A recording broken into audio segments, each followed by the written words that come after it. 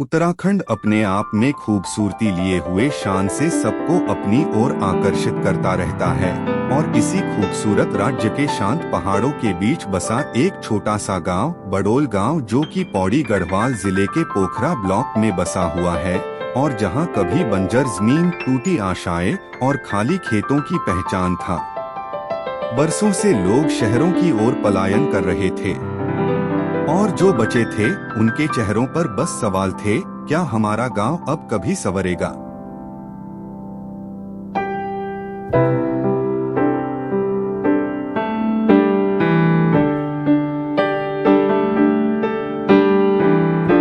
लेकिन कहानी वहीं नहीं रुकी। एक दिन गांव की चौपाल में एक शख्स ने ठान लिया, अब हालात बदलेंगे और गांव अपने पैरों पर खड़ा होगा। और उस शख्स का नाम है श्री सुभाष बडोला, जिन्होंने एक अनोखी पहल की और देखते ही देखते गांव में बंजर पड़ चुके खेत अब नई फसल का स्वागत करने के लिए तैयार होने लगे हैं।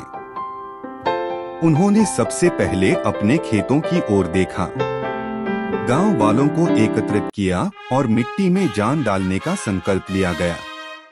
किसी ने अपने पुराने हल को ठीक कराया, किसी ने पानी के लिए नहरें साफ की, तो किसी ने गांव के तालाब को फिर से खोदने की जिम्मेदारी उठाई और फिर ब्लॉक डेवलपमेंट ऑफिसर BDO के पास परियोजना की रूपरेखा रखी। आइए सुनते हैं श्री बडोला जी की ही आवाज में कि किस प्रकार उन्होंने इस महत्वपूर्ण कार्य को अंजाम देना शुरू किया। अभी हाल ही में करीब 4 महीने पहले मेरे गांव के दौरे के दरमियान मेरे मन में यह विचार आया कि क्यों न गांव के ज्वलंत मुद्दों जो विकास से संबंधित हैं, जैसे खतरनाक टूटी हुई सड़कों की मरम्मत, पैदल रास्तों की मरम्मत और अन्य विकास से संबंधित मुद्दों को जिला स्तर पर उठाया जाए। फलस्वरूप जुलाई के अंतिम सप्ताह में मैं जिलाध्यक्ष महोदया से व्यक्तिगत रूप से मिला और उन्होंने मेरे द्वारा दी गई सभी मांगों का उचित संज्ञान लिया और जिसके परिणाम संबंधित अधिकारियों से, संबंधित विभागों से 10 दिन के अंदर ही मुझे मिलने शुरू हुए और आज तक इन सब मुद्दों पर, विषयों पर लगभग 80% कार्य पूरा हो चुका है।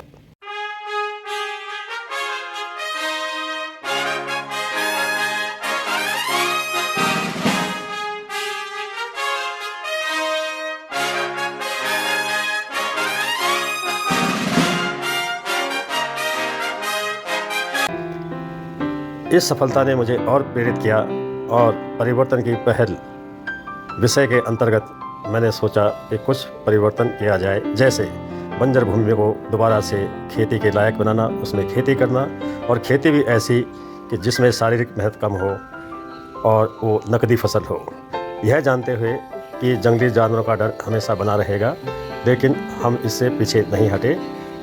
इस मुहिम में, इस पहल में मेरे मित्रों, शुभचिंतकों और लगभग सभी ग्रामवासियों ने पूरा साथ दिया और 10 दिन के अंदर ही कुछ खेतों से झाड़ियाँ काटकर उनमें हल लगाकर सरसों के बीज बोए, जो कि एक अद्भुत अनुभव रहा।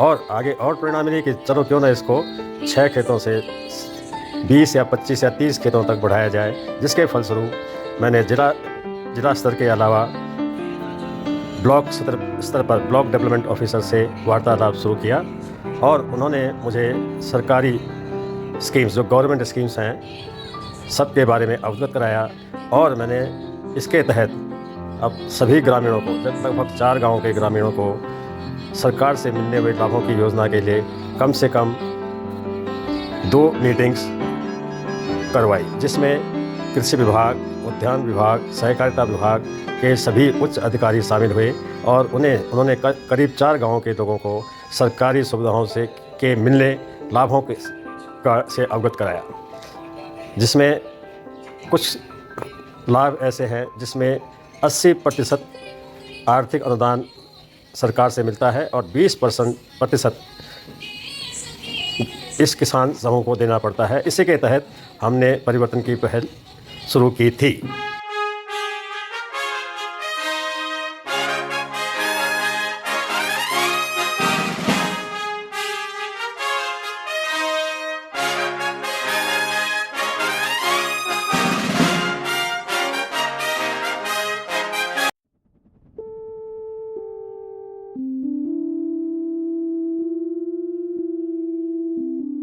आज उसका सकारात्मक उत्तर मिलते हुए मन में एक और विचार आया कि क्यों न इसको और आगे बढ़ाया जाए और इसको केवल 3 या 4 गांवों तक सीमित न करके पूरे पोखरा ब्लॉक में लगभग 80 से 90 गाँव को सम्मिलित किया जाए, जिसको हम NGO कहते हैं। और इस NGO के लिए मेमोरेंडम ऑफ एसोसिएशन, इसके उद्देश्य, ऑब्जेक्टिव्स सब तैयार हो चुके हैं और जल्द ही बाकी बची हुई औपचारिकताएँ, जो भी फॉर्मेलिटीज़ हैं, registration with the societies, register of societies, pan number, joint account number, वो सब जल्द ही पूरा हो जाएगा। और ये जुनून इतना बढ़ चुका है कि अभी 4 दिन पहले ही मेरी दाईं आँख का मोतियाबिंद का ऑपरेशन हुआ था। उसके 2 दिन बाद ही एक आँख बंद करके मैं लगातार जिला और ब्लॉक स्तर पर पत्राचार कर रहा हूँ। थैंक यू, धन्यवाद।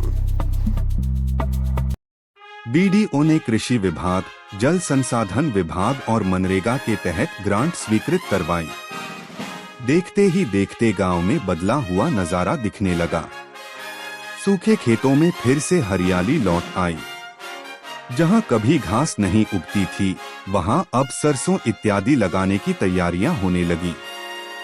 गांव के लोगों ने मिलकर बंजर जमीन को खेती लायक बनाया, बिना किसी ठेकेदार के, बिना किसी निजी लाभ के। बस सामूहिक श्रम, आपसी विश्वास और विकास की सच्ची चाह से। कभी कभी बदलाव किसी बड़े भाषण से नहीं आता, मेहनत और लगन से आते हैं। यदि आप भी इस गांव के विकास का हिस्सा बनना चाहते हैं और यहां भ्रमण करना चाहते हैं, तो आपको दिल्ली से कोटद्वार होते हुए सतपुली आना होगा और यहां से 2 मार्ग हैं। एक रीठा खाल संगलाकोटी होते हुए जाता है और दूसरा सतपुली से बबनी होते हुए जाता है।